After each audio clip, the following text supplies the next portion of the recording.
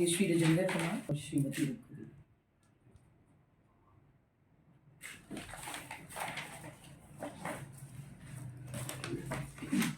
बंधुओं का आज की प्रेस कॉन्फ्रेंस में बहुत बहुत अभिवादन। भारत के संविधान की उद्देशिका में एक बहुत ही महत्वपूर्ण शब्द है जस्टिस।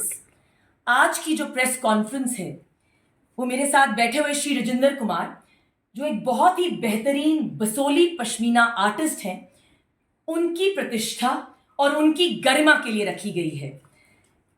आज मैं आपके समक्ष सारस फेयर 2023, जो 4 फरवरी से लेकर 14 फरवरी 2023 तक हुआ था, 11 दिन का मेला था। It was an initiative of the ministry of rural development. ऐसा ही एक सारस फेयर जो था 9 साल पहले 4 सितंबर 2014 से लेके 15 सितंबर 2014 तक हुआ था और ये श्रीनगर में हुआ था। श्री राजेंद्र कुमार इसी तरह के एक सारस फेयर के जो है एक पीड़ित हैं। आज इसी पीड़ित श्री राजेंद्र कुमार के बारे में कुछ तथ्य जो है मैं आपके समक्ष रखना चाहूंगी। पहला तथ्य, 2001 में श्री राजेंद्र कुमार और इनकी धर्मपत्नी श्रीमती रिंकू देवी, जो दोनों मांडला गांव बसोली के रहने वाले हैं और बहुत ही बेहतरीन पश्मीना आर्टिस्ट हैं, ये 2 सेल्फ हेल्प ग्रुप्स के हिस्सा बने। पहला मंडला सेल्फ हेल्प ग्रुप और दूसरा Aarti self help group. DRDA Kathua, जिसे हम कहते हैं डिस्ट्रिक्ट रूरल डेवलपमेंट अथॉरिटी, ने इनको लोन से मदद की ताकि ये अपने पश्मीना शॉल बना सके और उसी के साथ जो है अपने पश्मीना शॉल बेच सके।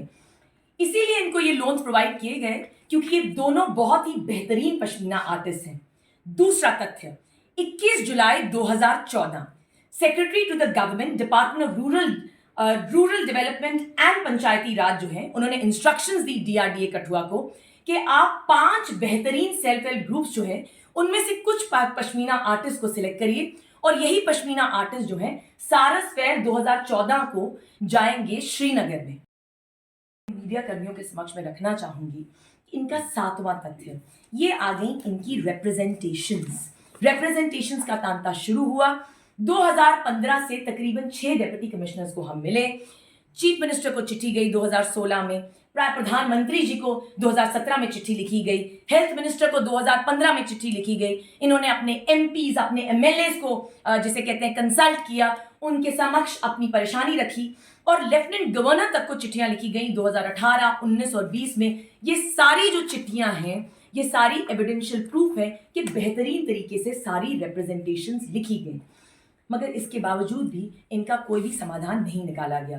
डिप्टी कमिश्नर कठुआ से अक्टूबर 2022 में मिला गया। उन्होंने आश्वासन दिया कि कोई ना कोई कॉम्पनसेशन दी जाएगी, परंतु इसके बाद भी कोई भी कॉम्पनसेशन नहीं दी गई। फरवरी 2023 में कमिश्नर सेक्रेटरी को हमने एक बेहतरीन चिट्ठी लिखी और उन्हें कहा कि हम एक प्रेस कॉन्फ्रेंस कर रहे हैं 14 फरवरी को, आप इस प्रेस कॉन्फ्रेंस के बाद एटलीस्ट इनका अमाउंट तो दे दीजिए। इस चिट्ठी का हमें आज तक कोई जवाब नहीं मिला।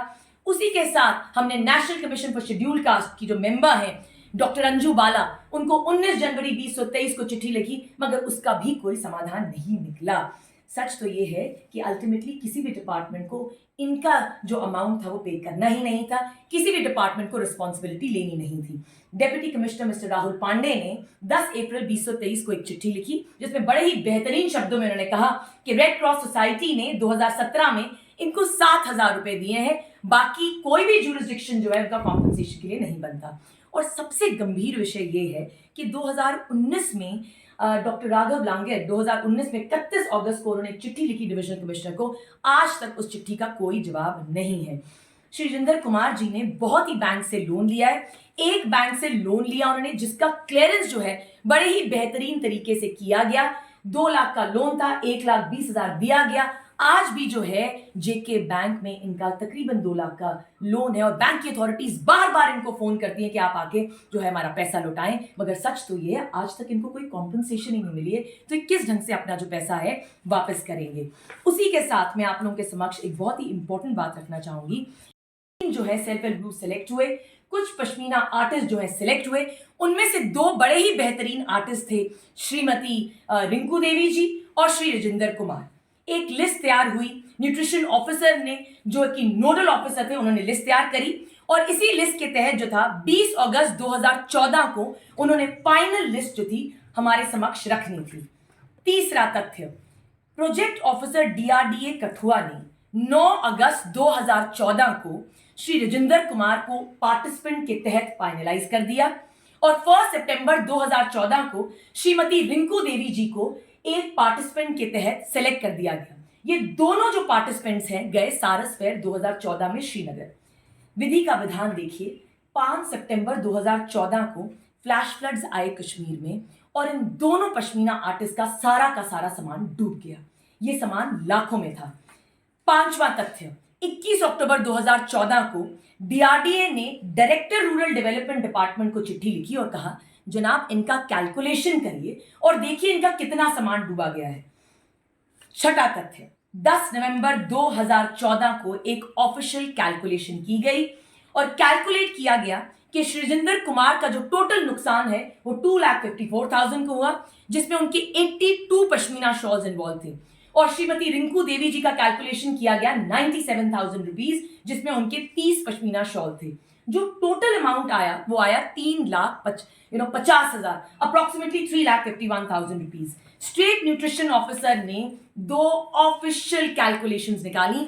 ये दोनों ऑफिशियल लेटर्स हैं, एक 10 नवंबर 2014 की जिसमें लिखा गया है that it is so and so amount has been given to Shrimati Rinku Devi ji, but this amount was not actually given.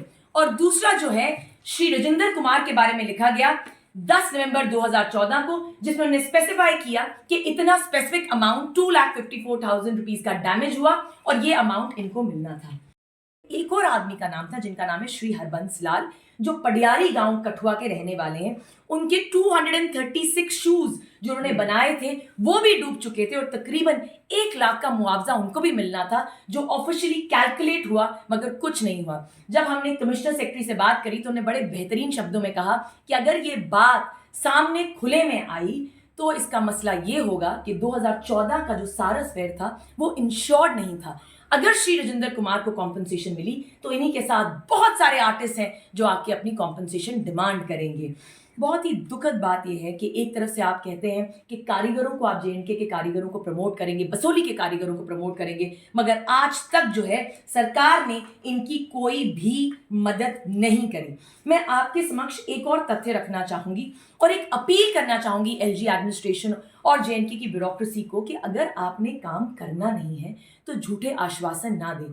Commissioner secretary साहब ने हमें बहुत ही बेहतरीन शब्दों में 14 फरवरी को ये आश्वासन दिया था कि 1 महीने में इनका कॉम्पनसेशन रिलीज हो जाएगा।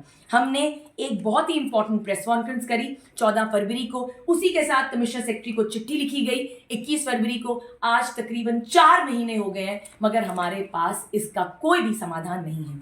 निंदा से किसी को कोई फायदा नहीं होता, मगर निंदा तब की जाती है जब आप कोई समाधान ही ना निकालें, जब आप कोई रास्ता ही ढूंढ के ना निकालें।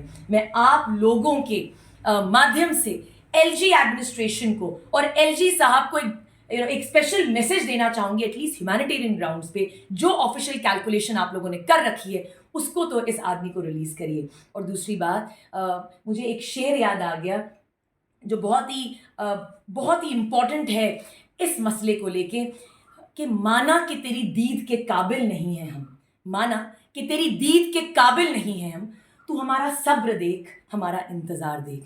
इसीलिए अगर एलजी एडमिनिस्ट्रेशन ने ये जल्द से जल्द मसला सॉल्व नहीं करा तो अब हमारे पास कोई ऑप्शन नहीं रहता है सिवाय कोर्ट जाने का। आगे ही हिंदुस्तान की कोर्ट्स इतनी जो है ओवरलोडेड है काम के साथ, मगर क्योंकि प्रशासन जो है अपना काम ढंग से नहीं करता, इसीलिए कोर्टों में हमें जाना पड़ता है। आम आदमी पार्टी जो है राजेंद्र कुमार के साथ खड़ी है। हम तकरीबन 6-7 सालों से इनके साथ हर जिसे है फोरम पे जाते हैं और इनका जो मसला है सामने रखते हैं, मगर शायद एलजी एडमिनिस्ट्रेशन और एलजी साहब खुद इस मुद्दे को इम्पोर्टेंट नहीं मानते और इसीलिए जो है इसी मुद्दे को कम से कम जिसे है टाइम में जो है दबाया जाता है और इस मुद्दे को आगे बिल्कुल नहीं लिया जाता। आप सबका बहुत बहुत धन्यवाद।